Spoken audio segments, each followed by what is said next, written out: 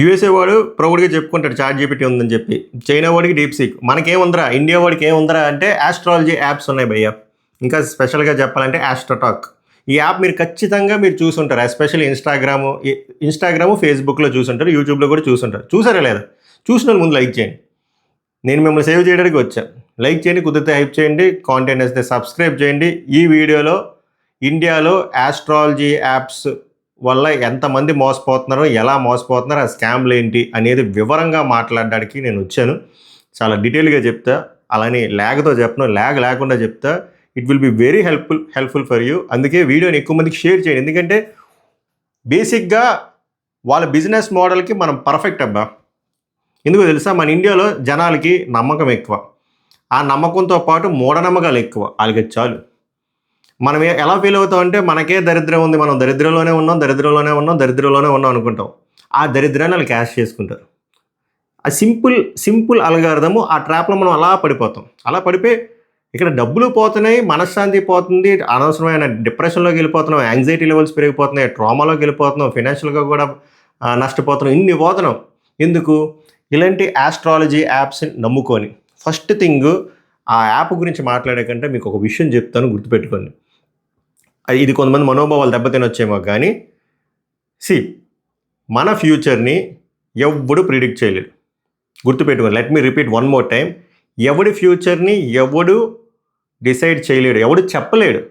నీ ఫ్యూచరు ఎలా వెళ్తుందిరా అంటే, నీ పాస్ట్ ఇప్పుడు నువ్వు చేసే ప్రజెంట్లో నీ హార్డ్ వర్క్ బట్టే ఉంటుంది. ఆ సీక్వెన్స్ ఆఫ్ ఎగ్జిక్యూషన్ బట్టే నీ ఫ్యూచర్ అనేది ఉంటుంది. అంతే తప్ప నీ ఫ్యూచర్ని ఎవడో ఒకటి వచ్చి ఇది అవుతుంది అని చెప్తే అది ఫ్రాడ్. అలాగే నీ ఫ్యూచరు రేపొద్దున్న ఇది అవుతుంది, అది అలా అవ్వకుండా ఇలా చేస్తాను అని చెప్తే అది ఇంకా పెద్ద ఫ్రాడ్. ఫస్ట్ థింగ్, ఫ్యూచర్ని ఎవడు ప్రిడిక్ట్ చేయలేడు అండ్ ఫ్యూచర్ని ఎవడో మార్చలేడు. ఈ రెండు విషయాలు మీరు బలంగా నమ్మండి. ఈ రెండు విషయాలు మీరు బలంగా నమ్మితే అప్పుడు ఈ స్కాముల గురించి, ఈ ఫ్రాడ్ల గురించి అర్థమవుతుంది. మీరు సింపుల్ లాజిక్ అబ్బా. ఈ వీళ్ళేం తెలుగులో మాట్లాడదు, నోరు తిరగదు. తెలుగులో వీళ్ళు ఏమంటారబ్బా ఈ ఆస్ట్రాలజర్, ఇది జ్యోతిష్యులు.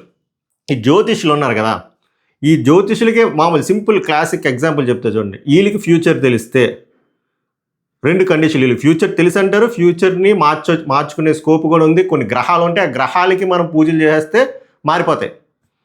వీళ్ళకి నిజంగా అంత తెలిస్తే వీళ్ళే వెల్ సెటిల్డ్గా ఉండాలి కదా, కోటీశ్వరులు అయిపోవాలి కదా. ఎలా బ్రో కోటీశ్వరులు అయిపోతారో అంటే, వీళ్ళకి ఫ్యూచర్ తెలుసు కదా బ్రో. వీళ్ళకి మన డేట్ ఆఫ్ బర్త్ ఇవన్నీ చెప్తే అన్నీ చెప్పేస్తారు అన్నప్పుడు, వీళ్ళకి అన్నీ తెలిసిపోతాయి అన్నప్పుడు, వీళ్ళకి ప్రతిదీ దాని మీద పట్టు ఉంటుంది కదా. ఫర్ ఎగ్జాంపుల్, బెట్టింగ్ యాప్లు వద్దు, షేర్ మార్కెట్ ఉంది, వీళ్ళకి ఫ్యూచర్ తెలుసు కదా. ఆ షేర్లు ఎవరెవరైతే హోల్డర్స్ ఉన్నాయో వాళ్ళ డేట్ ఆఫ్ బర్త్, వాళ్ళ పేర్లు, వాళ్ళ టైమింగ్లు వీళ్ళకి తెలిసిపోతే కంట్రోల్ వచ్చేస్తుంది కదా. షేర్ మార్కెట్లో వీళ్ళకి తెలుస్తుంది కదా షేర్ ఎప్పుడు పెరుగుద్దో ఎప్పుడు తగ్గుద్దో అని.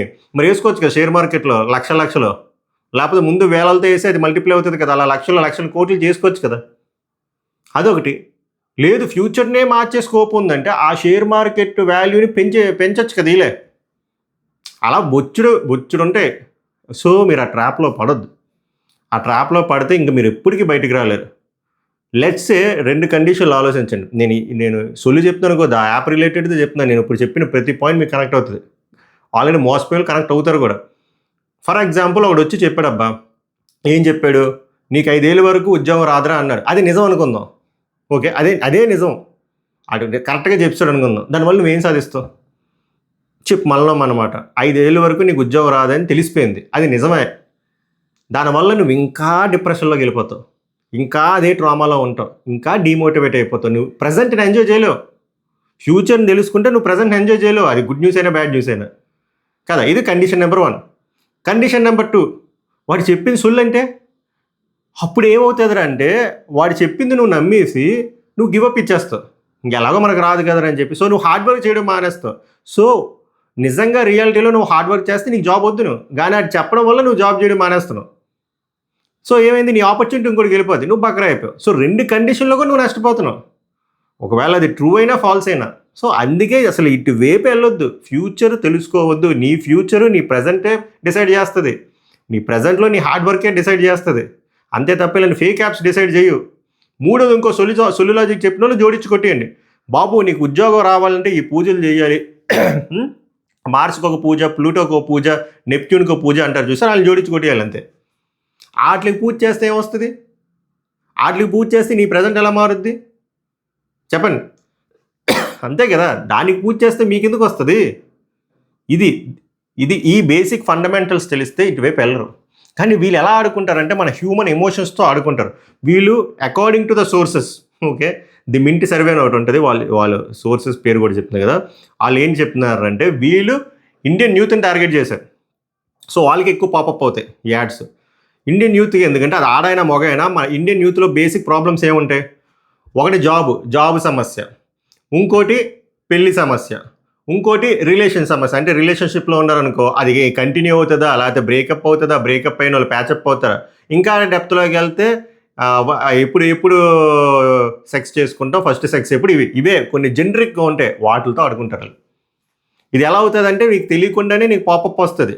యూఐ సూపర్గా ఉంటుంది, యూజర్ ఇంటర్ఫేస్, మనకు అసలు చెయ్యి ఆగదు, ఇలా నొక్కగానే యాప్ ఇన్స్టాల్ అవుతుంది. ఇన్స్టాల్ అయినప్పుడు అది ఫస్ట్ మనకి ఎలా బిస్కెట్ వేస్తాడు తెలుసా? ఫ్రీ చాట్ అంటాడు, ఫ్రీ చాట్ విత్ జ్యోతిష్యుడు అంటాడు. క్లిక్ చేస్తాం, డబ్బులు కావాల్సిన మనం కక్కుర్తి. అది కొట్టగానే కొన్ని జనరిక్ క్వశ్చన్స్ అడుగుతాయి ఇలాగే, మీకు పెళ్లి సమస్య ఉందా, ఉద్యోగం సమస్య ఉందా, మీకు గర్ల్ ఫ్రెండ్తో బ్రేకప్ అయిందా, అబ్బాయి అయితే అమ్మాయి అయితే అబ్బాయి, వయసు వరుసలో క్వశ్చన్లు ఉంటాయి. నీకు ఎక్స్ నిన్ను బ్లాక్ చేసిందా, అది అన్బ్లాక్ చేయాలంటే ఎలా, ఇలాంటివి వెంటనే కరెక్ట్. అమ్మ భలే చెప్పారా, ఇది నిజమేరా అని చెప్పి చాట్ చేస్తాం. చాట్ చేసినప్పుడు ఆ 2 నిమిషాలు ఫ్రీ చాట్ ఇస్తాడు, ఆ 2 నిమిషాల్లో నిన్ను ఎంగేజ్ చేస్తాడు. అది వాళ్ళ హుక్, ఎంగేజ్ చేస్తాడు. ఎంగేజ్ చేసి ఒక క్లిఫ్ హ్యాంగర్ అంటారు చూసారా, మూవీలో ఒక క్లిఫ్ హ్యాంగర్ సీన్ ఉంటుంది క్లైమాక్స్లో, అలాగా చివరికి వచ్చేసరికి స్టార్ట్ అయిపోద్ది. ఐదర్ మంచి గుడ్ న్యూస్ దగ్గర చెప్పబోయి ఆపేస్తాడు, లేదా బ్యాడ్ న్యూస్ దగ్గర చెప్పి ఆపేస్తాడు.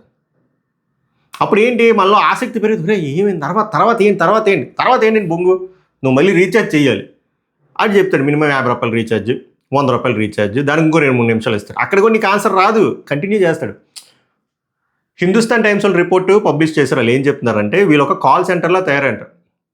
ఆ జ్యోతిషులు వీళ్ళందరికీ, సోకాల్ సర్టిఫికేట్ జ్యోతిషులకి వాళ్ళకి ఎలా పైసలు వస్తాయంటే, ఎక్స్ట్రా పైసలు, ఇన్సెంటివ్స్. నువ్వు కస్టమర్ని ఎంత ఎంగేజ్ చేస్తావు వాళ్ళకి అంత షేర్ వస్తుంది. సో వాళ్ళకి ప్రిడిక్షన్ కూడా పూర్తిగా ఇవ్వరు, ఎందుకంటే వాళ్ళకి కూడా తెలియదు. నేను ఎంగేజ్ చేసుకుంటూ వెళ్తారు, నీకు రాళ్ళు వేస్తారు, ఆ రాళ్ళు మనకు తగులుతాయి. మనదేంటి చాట్ అయిపోతుంది, మళ్ళీ రీఛార్జ్ మీద రీఛార్జ్. సో ఇలాగ ఒక అమ్మాయి ఏం చేసిందంటే కావాలని ఆడుకుందండి, ఏమని, నాకు ఉద్యోగం ఎప్పుడు వస్తుందంటే, నీకు 3 ఏళ్ళు పోయి ఉద్యోగం వస్తుందంటే ఫ్రీ చాట్. అప్పుడు నాకు ఉద్యోగం ఆల్రెడీ వచ్చాను, నేను వద్దని చెప్పానంటే బ్లాక్.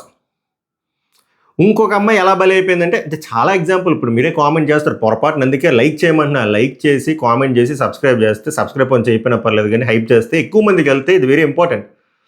ఇంకో అమ్మాయి తనకి కెరియర్ సమస్య ఉంది అండ్ ప్రెగ్నెన్సీ సమస్య, అంటే పెళ్ళి అయిపోయింది, సో కెరియర్ మీద ఫోకస్ చేయాలా, పిల్లల కండం మీద ఫోకస్ చేయాలని చెప్పి అడిగితే, ఫస్ట్ ఫ్రీ చాట్ అప్పుడు అడిగితే నీకు ఇంకొక 6 నెలలు నీకు కన్సీవ్ అయిపోతావు అని చెప్పాడంట. అది అట్లా ఉంటుంది మరి. అవునా అని ఫర్దర్గా ఆ క్వశ్చన్స్ అడిగే లోపల చాట్ అయిపోయింది.